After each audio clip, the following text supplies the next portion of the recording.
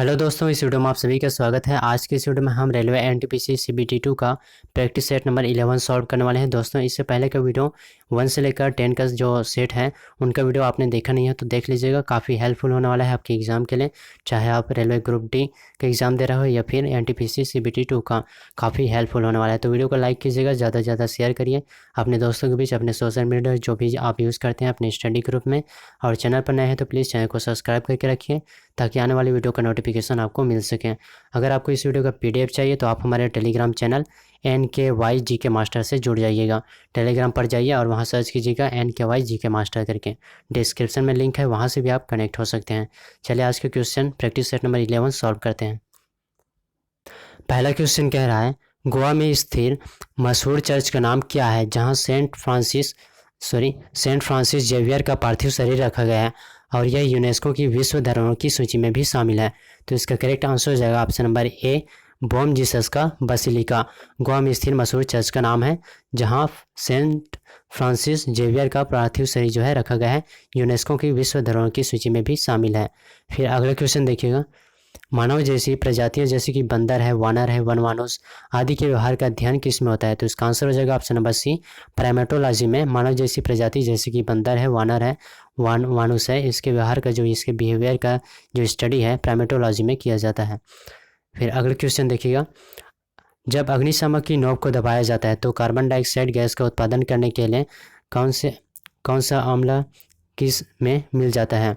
तो इसका correct answer हो जाएगा सल्फ्यूरिक अम्ल जो है सोडियम हाइड्रोजन कार्बोनेट में मिल जाता है। जब अग्निशामक की नोक को दबाया जाता है तो कार्बन डाइऑक्साइड का गैस का उत्पादन करने के लिए सल्फ्यूरिक अम्ल जो है सोडियम हाइड्रोजन कार्बोनेट में मिल जाता है।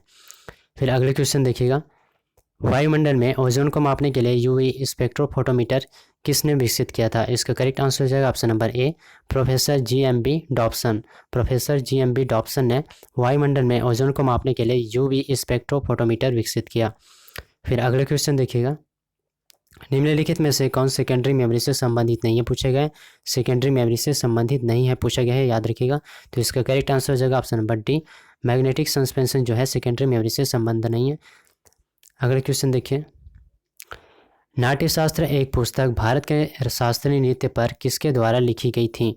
तो इसका आंसर हो जाएगा ऑप्शन नंबर सी, भरत मुनि के द्वारा लिखी गई थी नाट्यशास्त्र एक पुस्तक भारत के शास्त्रीय नृत्य पर। फिर अगला क्वेश्चन है, अंग्रेजी ईस्ट इंडिया कंपनी को किस नाम से जाना जाता है? तो इसका करेक्ट आंसर हो जाएगा option number B, John company के नाम से जाना जाता है अंग्रेजी ईस्ट इंडिया कंपनी को। दोस्तों, इस वीडियो का पीडीएफ चाहिए तो आप हमारे Telegram channel NKY GK master को ज्वाइन कर लीजिएगा। चलिए अगले क्वेश्चन देखते हैं, रसोई गैस के रिसाव का आसानी से पता लगाया जा सकता है हवा में प्रसार करके। किस चीज़ का? हवा में प्रसार करके। तो इसका करेक्ट आंसर हो जाएगा ऑप्शन नंबर सी, इथाइल मरकॉप्टेन का हवा में प्रसार करके रसोई गैस के रिसाव का आसानी से पता लगाया जा सकता है। फिर अगला क्वेश्चन देखिएगा, नील बोर के बृहत आधुनिक आवर्सानी यानी कि extended long form of periodic table के संदर्भ में निम्न में से क्या सही नहीं है पूछे गए? ऑप्शन देखिए, ऑप्शन ए कह रहा है हर आवर्त के तत्व में 8 संयोजी इलेक्ट्रॉन होते हैं सिवाय हीलियम जिसमें 2 होते हैं। फिर अगला ऑप्शन कह रहा है समूह 3 से 12 के तत्वों को पारगमन तत्व कहा जाता है। ऑप्शन सी कह रहा है वह तत्व जिनकी परमाणु संख्या 57 से 70 होती है उन्हें लेंथेनाइट श्रृंखला कहा जाता है। और ऑप्शन डी कह रहा है वह तत्व जिनकी परमाणु संख्या जो है 89 से 103 होती है उन्हें एक्टिनाइट कहा जाता है। तो इसका करेक्ट आंसर हो जाएगा, क्वेश्चन में पूछा गया है क्या सही नहीं है, तो इसका करेक्ट आंसर हो जाएगा ऑप्शन नंबर सी, वह तत्व जिनकी परमाणु संख्या 57 से 70 होती है लेंथेनाइट श्रृंखला कहा जाता है। तो सी जो है इसका सही आंसर है। अगला क्वेश्चन है, सबसे तेज़ मेमोरी कौन सी है? तो इसका करेक्ट आंसर हो जाएगा option number B, cache memory जो है सबसे तेज़ मेमोरी है। फिर अगला क्वेश्चन देखिए, शब्द डॉग पैडल, स्नॉर्कलिंग, ग्लाइडिंग और टर्टल स्ट्रोक किसके साथ जुड़े हुए हैं? जो शब्द है ये सारे जो शब्द है ये किसके साथ जुड़े हुए हैं? तो इसका करेक्ट आंसर हो जाएगा ऑप्शन नंबर ए, तैराकी के साथ जुड़ा हुआ है ये सारे शब्द। फिर अगला क्वेश्चन देखिएगा, मानव में गैसों का आदान प्रदान फेफड़ों और रक्त के बीच कहाँ होता है? तो इसका करेक्ट आंसर हो जाएगा ऑप्शन नंबर सी, कुपिका में होता है, जिसे LVLS भी बोलते हैं। मानव में गैसों का आदान प्रदान फेफड़ों और रक्त के बीच LVLS में होता है। फिर अगले क्वेश्चन देखिएगा, मुगल काल की इन लड़ाइयों को कालक्रमानुसार क्रमबद्ध कीजिए।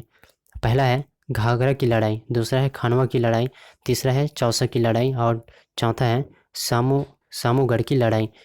निम्नलिखित कौन में से चुनना है। तो देखिएगा इनका डेट देखिएगा। जो घाघरा की लड़ाई है, घाघरा की लड़ाई याद रखिएगा, घाघरा की जो लड़ाई है 1529 ईस्वी में लड़ी गई अफगान असम्बली सेना और बाबर के बीच, जिसमें बाबर जो है विजयी होता है। 1529 में होता है घाघरा की लड़ाई। फिर देखिएगा घाघरा की जो खानवा की जो लड़ाई है, यह होता है खानवा की लड़ाई 1527 ईस्वी में राणा सांगा और बाबर के बीच, जिसमें बाबर जो है विजयी हो जाता है। तो खानवा की लड़ाई हो गया 1527 और घाघरा की लड़ाई 1529।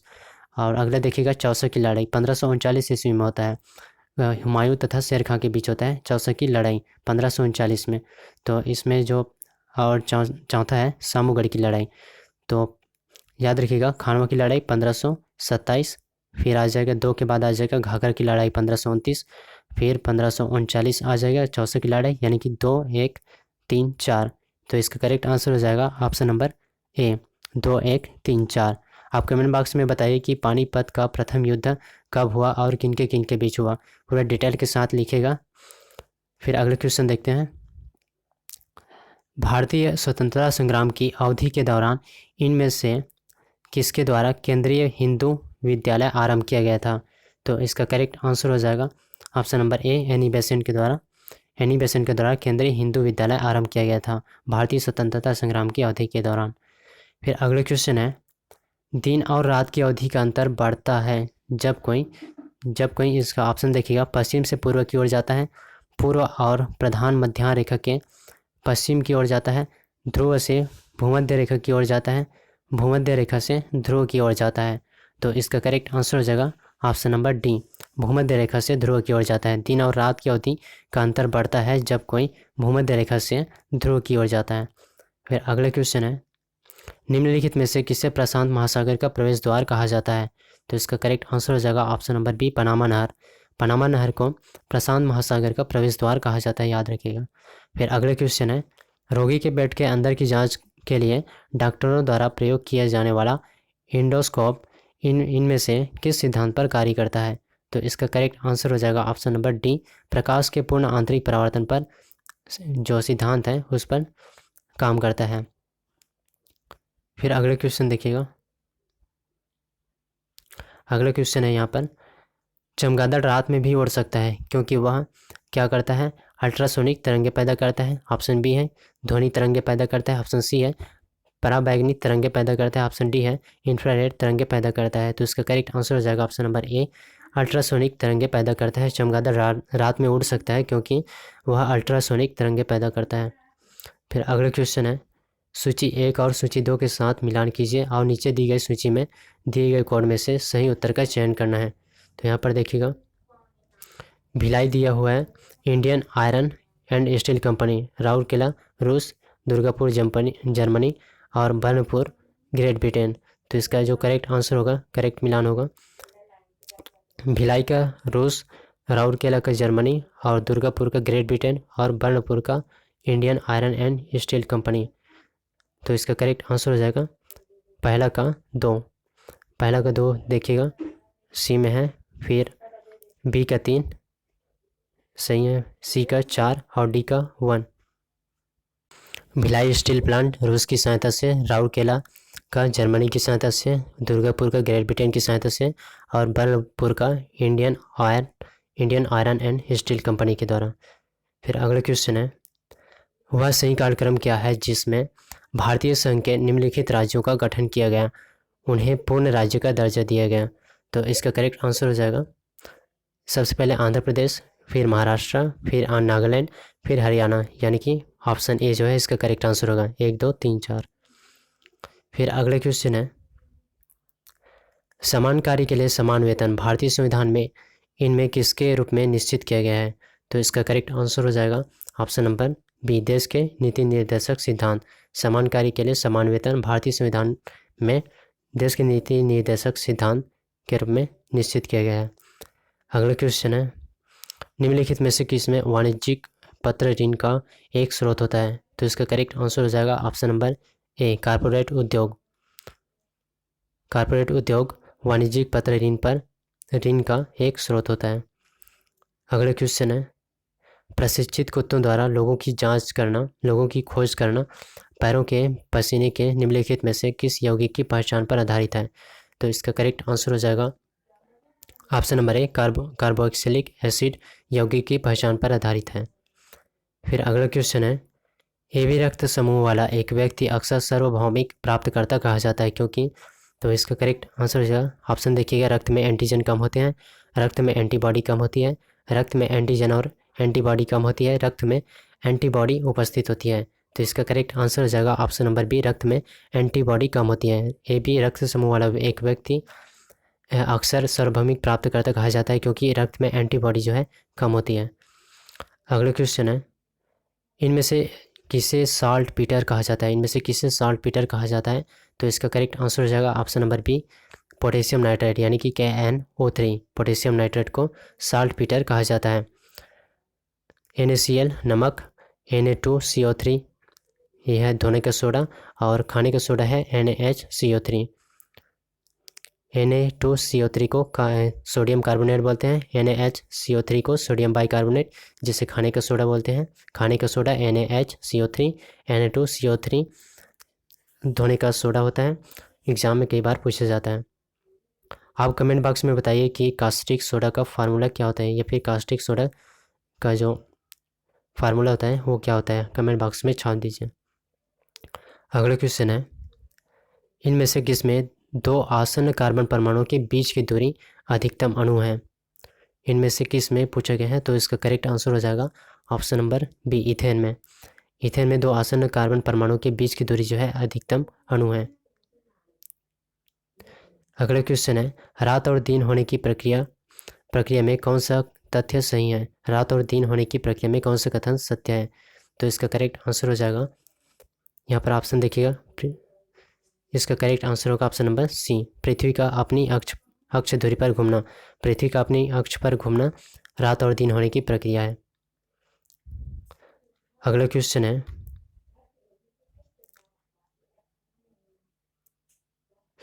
मुद्रा अवमूल्यन का अर्थ है। मुद्रा अवमूल्यन का क्या अर्थ है? तो इसका करेक्ट आंसर हो जाएगा, अंतर्राष्ट्रीय व्यापार में प्रयुक्त प्रमुख मुद्राओं की तुलना में मूल्य में गिरावट। अंतर्राष्ट्रीय व्यापार में प्रयुक्त प्रमुख मुद्राओं की तुलना में मूल्य में गिरावट। अगला क्वेश्चन है, निम्न में पाटलिपुत्र किसकी राजधानी थी? निम्न में पाटलिपुत्र किसकी राजधानी थी पूछा गया है। इसका करेक्ट आंसर हो जाएगा ऑप्शन नंबर डी, ए और बी, यानी कि मौर्य शासकों की भी और कुषाण वंश की भी। अगला क्वेश्चन है, आकस्मिकता निधि यानी कि कंटिजेंसी फंड को राष्ट्रपति कैसे व्यय कर सकता है?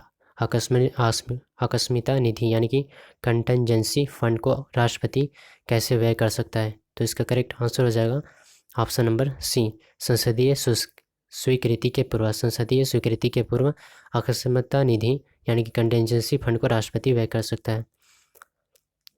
अगला क्वेश्चन है, आर्ट फ्रॉम वेस्ट म्यूजियम स्थापित किया है। आर्ट फ्रॉम वेस्ट म्यूजियम स्थापित किया है तो किसने किया है?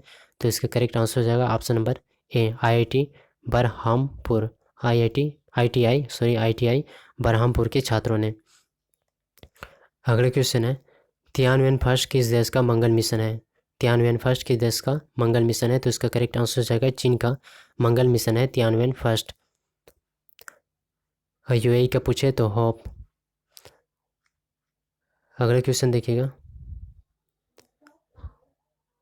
अक्टूबर 2020 में किस अंतरिक्ष एजेंसी ने चंद्रमा की सतह पर पानी की खोज की? अक्टूबर 2020 में किस अंतरिक्ष एजेंसी ने चंद्रमा की सतह पर पानी की खोज की? तो इसका करेक्ट आंसर हो जाएगा option number C, NASA. NASA ने अक्टूबर 2020 में चंद्रमा की सतह पर पानी की खोज की।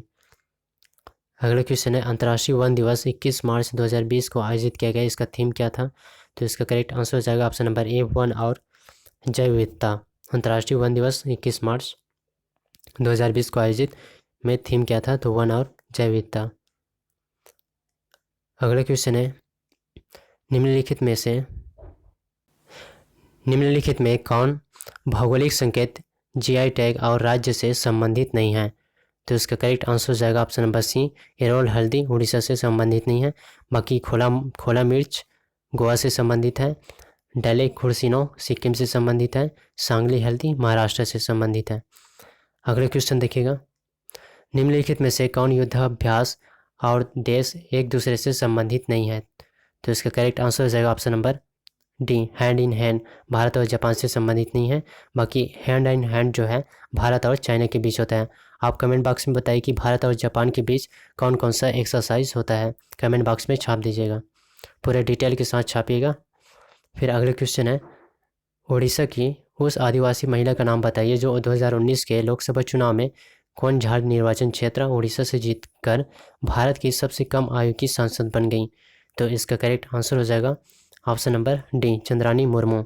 चंद्रानी मुर्मू जो है उड़ीसा की उस आदिवासी महिला का नाम है जो 2019 के लोकसभा चुनाव में कोनझाड़ निर्वाचन क्षेत्र से जीतकर भारत की सबसे कम आयु की सांसद बन गई थी।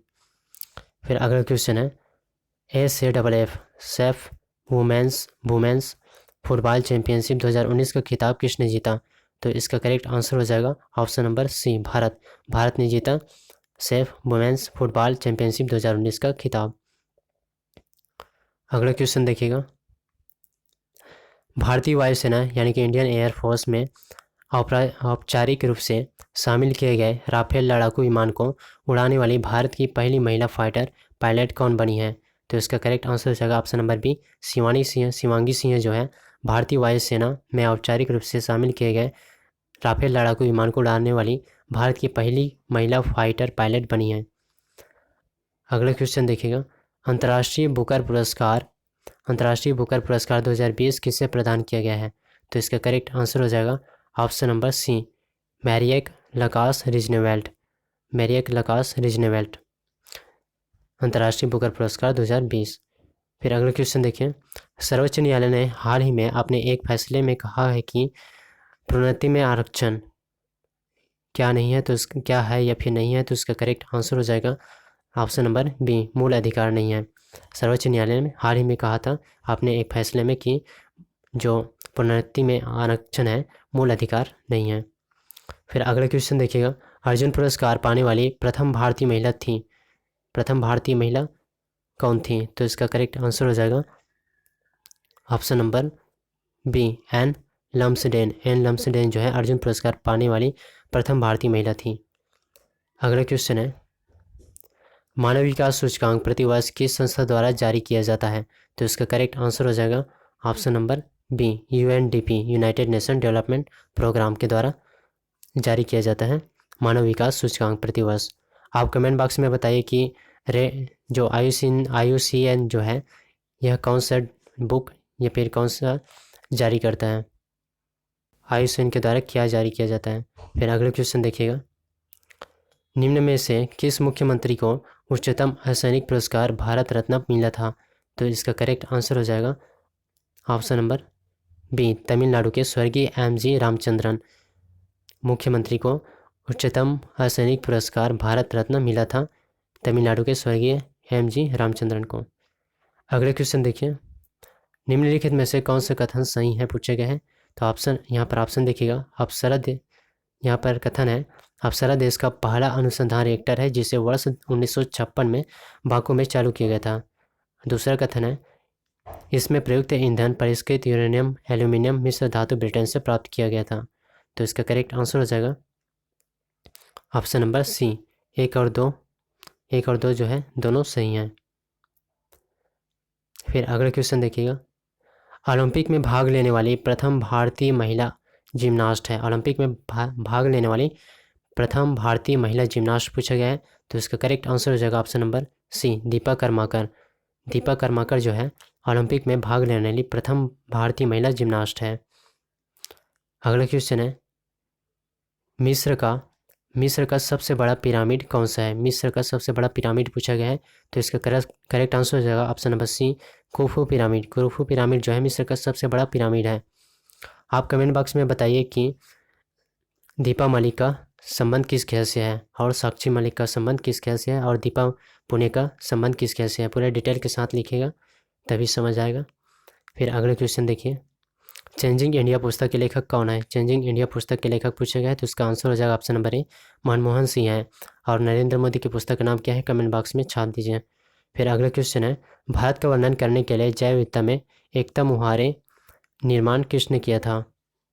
तो भारत का वर्णन करने के लिए विविधता में एकता मुहावरे का निर्माण किसने किया था? इसका आंसर हो जाएगा option number C, Jawaharlal Nehru ने।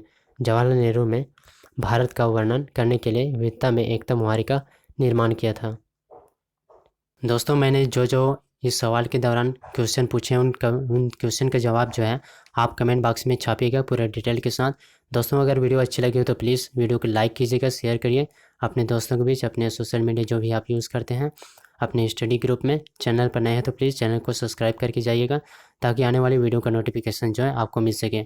अगर आपको इस वीडियो का PDF चाहिए तो आप हमारे Telegram channel NKY GK master से जुड़ जाइएगा। भी टेलीग्राम पर जाइए, वहाँ सर्च कीजिएगा NKY GK मास्टर, डिस्क्रिप्शन में लिंक है, वहाँ से भी आप कनेक्ट हो सकते हैं। जय हिंद, जय भारत।